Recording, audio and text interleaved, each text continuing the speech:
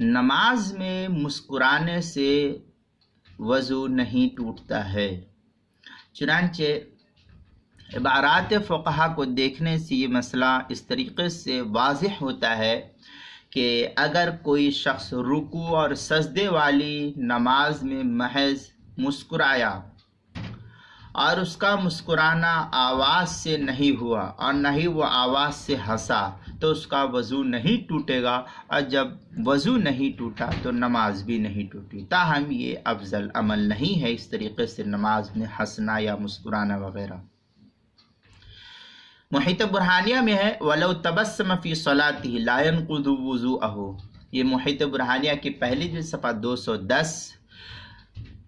نصب الرایہ میں علامہ الزعیلی نقل کرتے ہیں حدیثین یدلان علی عدم النقد بالتبسم، یہ نصب الرایہ پہلی جلد صفحہ 54 پر اس کو نقل کیا ہے۔ کتاب المسائل پہلی جلد صفحہ 169 پر بھی اس کو نقل کیا ہے، وہاں بھی دیکھ سکتے ہیں۔